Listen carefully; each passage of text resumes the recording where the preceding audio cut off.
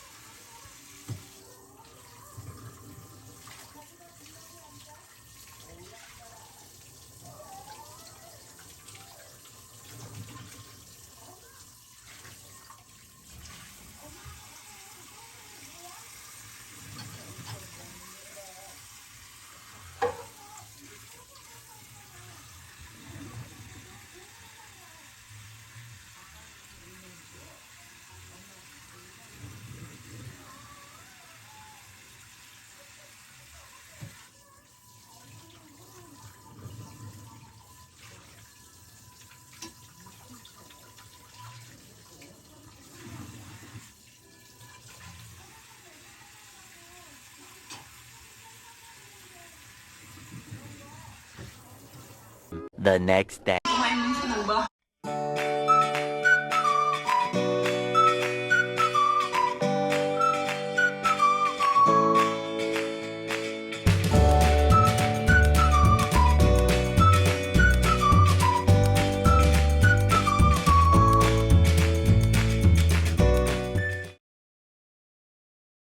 So, ayun na nga mga bebs. Nag-vlog tayo today dahil wala na tayong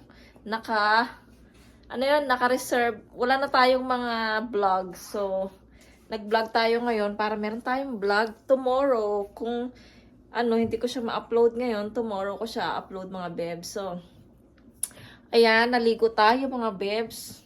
Sa wakas, naligo na naman tayo. Alam niyo naman, pag malamig, mga bebs, hindi masyadong naliligo. Hindi. Naliligo ako mga bebs every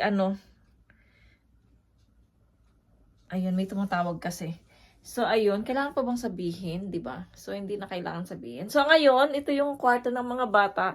Iniba namin yung pwesto dahil sa ang sikip-sikip at hindi masasara yung pinto dito sa yung pinto nila. So, hindi na ako nag-vlog nun mga bebs dahil nakapagod din, di ba? So, para hindi nyo na makita yung pagod namin. So, ayan. Iniba ko na yung kwarto ng mga bata. So, ipapakita ko sa inyo.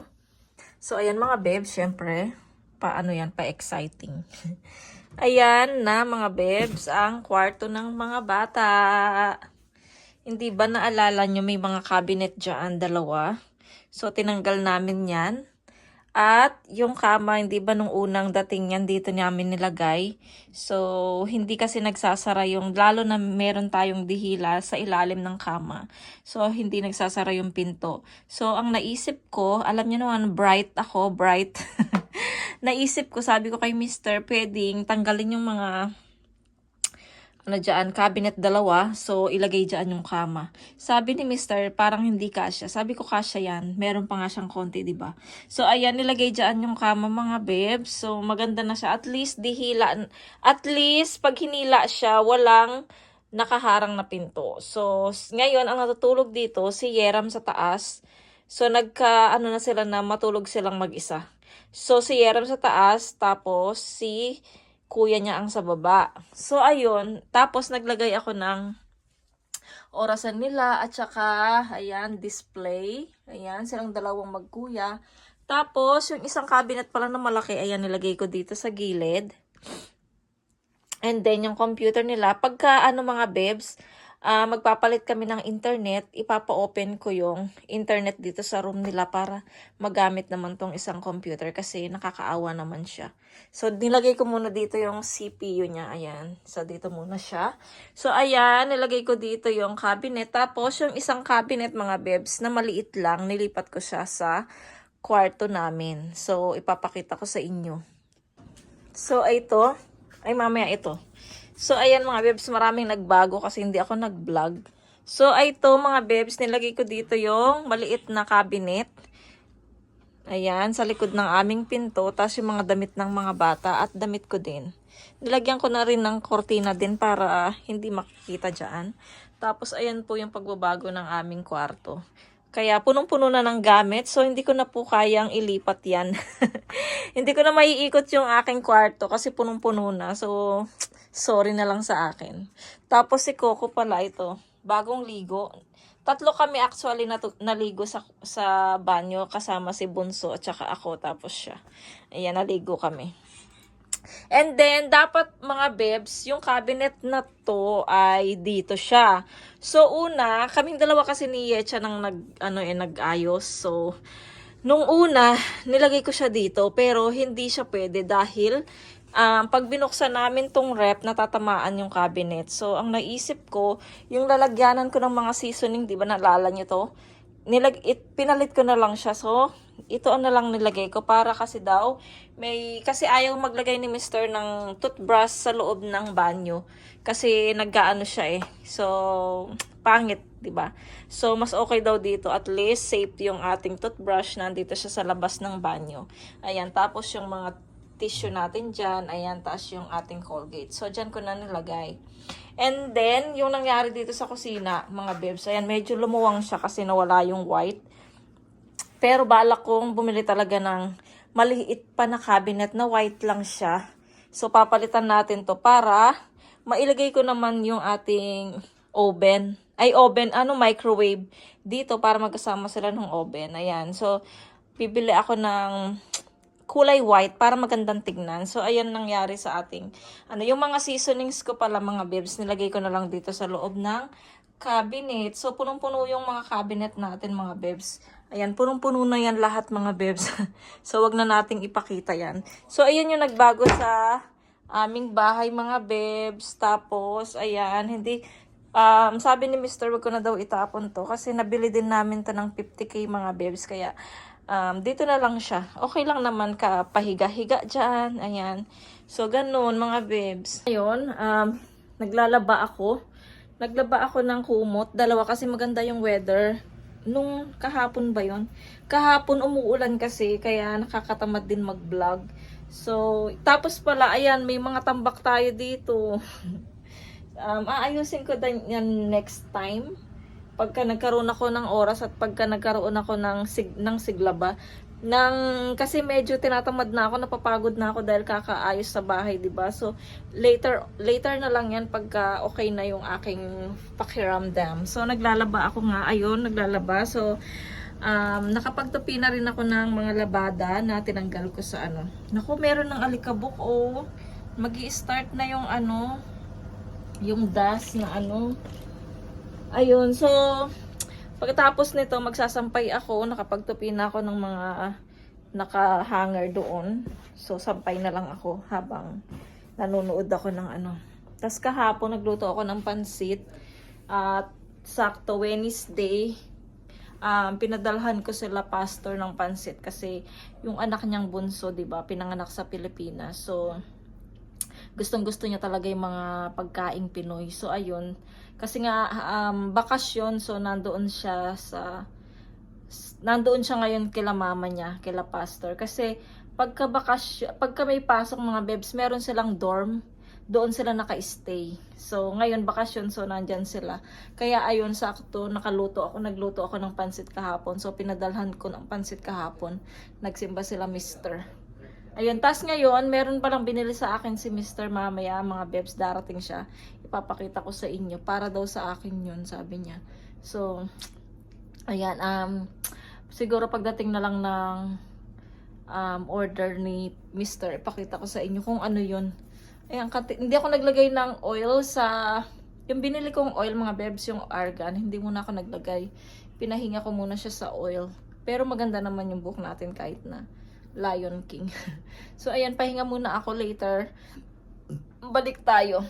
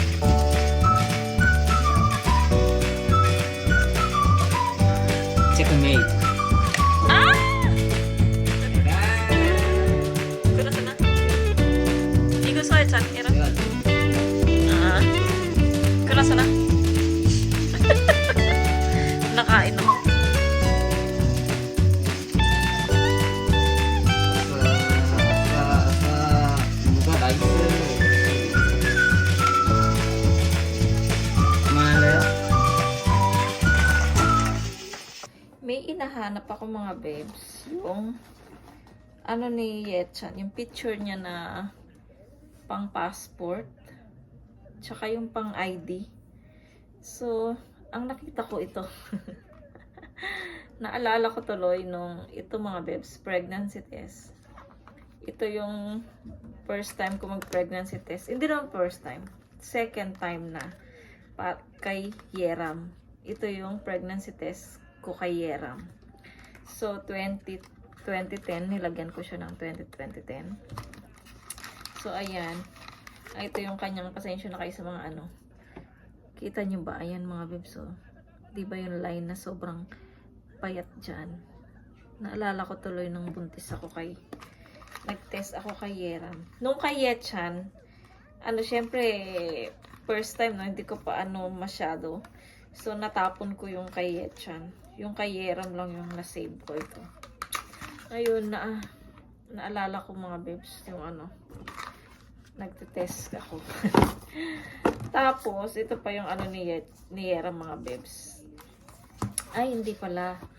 Hindi pa ako nakapagkwento mga babes, no? Ay, sa ano ba to?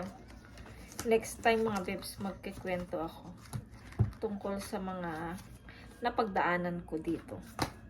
Mga pinagbuntis ko. Mga pinagbuntis. Kasi marami sila mga babes. Pero next time, mag-ano tayo. Magkwento tayo mga babes. Tapos, hindi ko alam kung saan ko nalagay yung picture ni Yetchan. Ay, ang cute pa ni Yetchan, oh.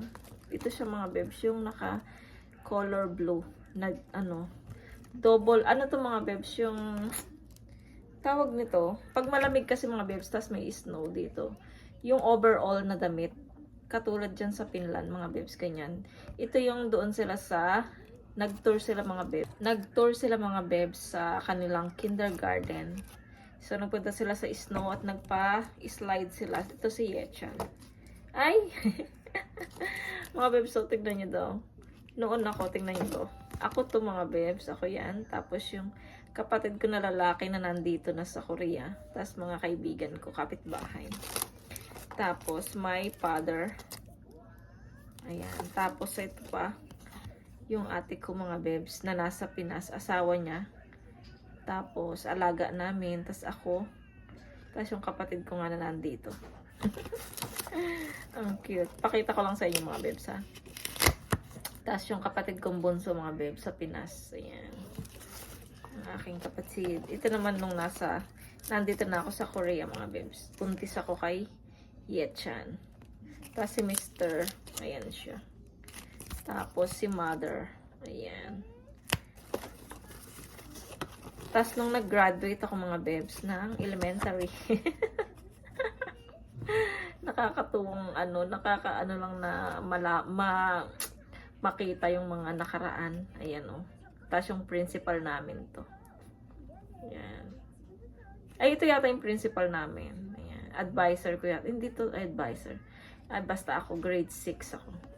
Naka-gown talaga. Ayan. Tapos yung nanay ko mga babes, nung nandito siya sa Korea. Ayan, dito yung kwarto. Doon sa maliit na room, itong kwarto niya. Ayan mga babes. Kikay siya dyan. So, ayan. Tapos yung ate ko, ayan. Yun sa Pinas. Wala na. Tapos ito naman yung ito naman yung ate ko dito. Tapos yung asawa niya dito. Ayan. Yun lang. Hinahanap ko talaga. Hindi ko makita yung hinahanap ko. Kung ano yung mga nakita ko dito. Ano na lang ginalaw ko dito. Saan kaya yun? Kasi mga babes, kailangan ni Yetchan yun. Pagka magte-test sila, magpaparegister kasi siya ulit pag nag-test siya. So, kailangan niya ulit ng picture. Ang mahal pa naman magpakuha ng picture. Ay! Ay, ito pa mga babes, oh. Ang cute-cute. Ay, ito pa mga babes, oh. Ako to that. Ako yan. Tapos yung bunso. Tapos yung alaga namin. Pinsan ko yan. So, bali kapatid na namin kasi inampun na ng ate ko. So, kapatid na namin siya. Tapos yung anak ni ate na ngayon ay dalaga na. Tapos ito si ate ko, yung nandito. Tapos yung alaga ko na ando sa likod na inaanak ko. Tapos anak ni ate diyan, yung buhat niya. Ayan, kami noon mga bebs, ang saya namin, nakakamiss nung, ano pa, bata pa. Nung nakaraan, di ba, nakakamiss yung ganun. Ayun lang mga bebs. Na-share ko lang kasi nakalkal ko dito sa cabinet. Ayan. Saan kaya yun? Kailangan talaga yun ni ano Chan eh. Hindi ko alam kung saan ko na ilagay. Please help me. Help me Lord. Kung saan ko makita yun. 2,000 years later. So ito na nga mga bebs. Dumating na pala yung ating hinihintay na parcel. Dalawa siya. Actually, meron pa tomorrow. So meron pa tayong i-unboxing na ano. Ito yon importante. Ito yung binili sa akin ni Mr. mga bebs. Ito yung Fordel ano yung Rhea Repairs Cream 70,000 ppm. Ayan, ano siya, kung naalala nyo yung sinasabi ko sa inyo, yung ganito ko. Ayan, kita nyo ba mga bebs? Ayan, yung ganyan ko.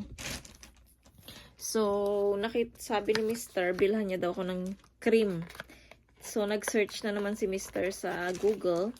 So, naghanap siya kung ano ang mabisang pangtanggal nito mga bebs. Ayan. Tapos dito. Ayan. Lalo na pag umuwi tayo ng Pinas, di ba mainit doon? So, maggaganito tayong damit. So, makita nila tong ganito ko ang tsaka, di ba? Tapos, meron din ako sa likod. Ayan. Thank you, my love. Sana effective to mga bebs. Nandito pala tayo sa kwarto ng mga bata. Tapos, nakaganyan lang yung cellphone. Kaya ganyan yung ganyan yung lagay ng cellphone natin. Ayan. So, sana effective to mga bebs itong cream na binili sa akin ni Mr. Mahal pa naman to. 35,000 won siya. So, magkano na din yun sa atin? 2,000 mahigit na siya mga bebs itong. Tama ba? 2,000? Kasi yung 6, anuin ko na lang siya, ilagay ko dyan kung magkano siya. So, ayan mga bebs, yung cream na binili sa akin ni Mr. Sana effective, sana matanggal tong chicken skin na to. Ang pangit-pangit. Tapos ito, syempre, yung yung favorite ko na face pack. Nagpapabili nga yung nanay ko nito. Kahapon tumawag siya kasi meron akong face pack sa mukha. So, tapos tumawag siya. Tapos sabi niya, tinanong niya kung binilang ko ba siya nito. Sabi ko, sa ano na lang, pag umuwi na lang ako, magdadala ako. Siyempre, hindi pwedeng wala akong ganito pag umuwi mga bebs. So, 30 pieces na rin siya. Maganda talaga siya sa mukha mga bebs. Sa totoo lang, maganda siya at murang-mura pa siya. So, ayan, higa-higa lang ako dito habang nanonood ako ng vlog. Ayan. So, yun yung unboxing natin mga bebs. Ano pa? Meron pa akong in-order. So, bukas pa yung darating kasi ngayon ko pa lang siya in-order. So, tomorrow darating yun. Ano nga ba in-order ko doon ka? Kaninang umaga. Pagising ko, in-order ko na siya. Ayan, ganyan talaga ang nagagawa ng kupang sa akin. So, ayan, manonood muna ako ng vlog. Higa-higa muna ako. Total, nakapagsaing na ako. So, gusto ko nga kumain ng pansit yung niluto ko eh. Nilagyan ko yun ng mga bebs ng atay ng manok. Nagustuhan ni Mr. mga bebs yung pansit talaga kahapon. Kasi malasa daw siya. So, ayan, update ako mamaya mga bebs. Magmerienda ako mga bebs. Nagutom ako. Ito, meron pa ako natirang mamun kaninang umaga. Kasi binili ito ni Mr. kagabi. So, may natira pa tayong isa. Sakto siya sa pansit. Sigurado masarap. Ayan, habang nanonood tayo ng Hinday Garnet. Ayan, shout out. So, merienda muna ako. Alas 5 na actually. Merienda pa. Sa Pinas walang pinipili yung merienda. Walang pinipiling oras, di ba? So, ayan. Hala. Wala na, sinitiko na kami dito guys. Pero una, second round pa din. Tuloy pa din. Second round ng sauce. Masarap yung sauce niya. Ilagyan niya ng mani. Tapos grabe sili, mga 2,000 years later. Good evening mga bebs. Ano na? Mag-aalas 7 na. So ngayon ko lang naisip na meron pala akong radish sa sa rep. So ayan, tas meron akong sardinas na pula. Nagisa ako ng nagisa ako ng radish with sardinas. 'Di ba masarap na 'yan? Tas meron pa akong parang pansit. So kakainin niya ni Mr. Tas dumating na si Mr. Namili sa mga bebs. Ayan, bumili siya ng spinach. May gagawin tayo dito mga bebs. Pwede nyo yan gawin sa inyo. Masarap. So, tignan nyo ang aking lulutuin dito. Tapos, bumili si Mr. ng mushroom. Ayan. Tapos, bumili si Mr. ng buto-buto with laman naman siya. Ayan. Wow, sarap niya. No? Sarap yung sinigang. Tapos, fish. Bumili si Mr. ng fish. Wow, bumili. Buti naman kasi coil of sorry. Tapos bumili si Mr. ng banana. Wow, banana. Sarap ng banana. Tapos orange. Wow. Wow, sarap ng orange mga bebs. Ayan, orange. Yummy. Oh, yummy. Ayan mga bebs yung nabili ni Mr. Tapos magkano to? So, 31,340. Ayan yung nabili ni Mr. Sa pera niya yan mga bebs ha. Hindi niya na ako sinisingil sa mga binibili niya. So, ito ang gagawin natin dito mga bebs. May gagawin tayo dito. So, sa inyo napakasimple lang niya. At sabihin ko sa'yo, ayan o, panoorin yung mga bebs kung paano gawin yung Korean dishes na napakasimple lang para sa yung gusto lang ni Mr. na halo sa halo. Ayan, ang gulo ko. So, wait lang mga bebs. Baka maano yung ating niluluto. So, ito na nga mga bebs. Ang gagawin lang dyan sa spinach ay wait lang. Kasi gusto ni Mr. to eh. Saglit lang. So, tanggalin mo lang yung dulo mga bebs. Ito, hiwain lang yan. Tignan nyo ha. Ayan. Ayan, ganyan lang. Ayan.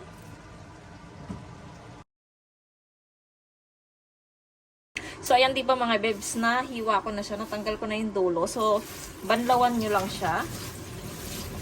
Banlawan ang ating spinach. Kita nyo ba? Ayan. Banlaw. Napakasimple lang nito. Mga bebs. Masarap siyang pang ulam. Tsaka healthy pa tong spinach. Kaya nyong gawin yan dyan sa inyo. Sa Pinas. Kung saan man kayo. Sa Korea kasi maraming nilalagay dito. Ako, dalawa lang ilalagay ko dito. Kasi mas gusto ni Mr. nung ginawa ko. Napakasimple. Simple lang yung ingredients. 2 piraso lang yung ingredients nito mga bebs. Ayan, diba? So, nabanlaw mo na. Nabanlaw nyo na siya. Ang gagawin ko ay, wait lang ha.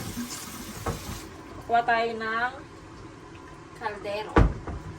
Where are you, kaldero? Asa na ba yung, puro pala yung mga kaldero ko. Wait lang mga bebs. Kuha tayo ng paraan. So, ayan diba mga bebs, nabanlawan na natin. So, ito na yung ating, ano ba to? Lalagyan, pangluto. So, ilagay nyo lang dyan. Dalian nyo kasi baka matiktiks yung niya, water niya. Ayan. Ayan. Ayan. Tapos, lagyan lang ng konting tubig lang. Konti lang. Ayun, ganun lang na tubig. Tapos, ilalagay natin siya dito. Luto na pala yung ating ginisang radish. Tapos, kuha tayo ng takip. Kailangan niya ng takip na guys. Ayan, takpan natin siya. Takpan natin siya mga bebs. And then, open natin yung ating hinain lang natin baka maano. Ayan, 5. And then, hintayin natin ng 10 minutes mga bebs hanggang sa lumambot na yung ating spinach. Huwag masyadong malambot mga bebs. Huwag masyadong malata kasi pangit.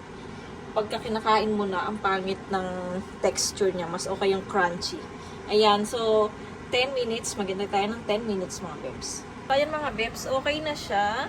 10 minutes na. So, ganyan lang mga bebs. Huwag masyadong lutong-luto kasi hindi na siya crunchy. Ang gagawin natin ay kuha tayo ng drainer dito. Drainer. And then, wait lang ha. And then, lagay natin siya dito. Ayan, may natira pa. Kunin natin. Pasensya na muna kayo sa ano natin ha. Sa mga plato dyan. Mamaya yan uugasan pagkatapos namin kumain lahat para sabay-sabay na. Ayan. So, ang mangyayari, babanlawan natin ng malamig na tubig. Ayan, malamig na tubig. Malamig na tubig. Ayan. Cold water. Water ang ating. So, okay na. Ang lamig. Lamig nga. Ang gagawin natin, pipisain nyo lang ng ganyan, no? Pipisain. Yung, drain nyo pa yung tubig. Tanggalin yung tubig, tapos ilagay dyan.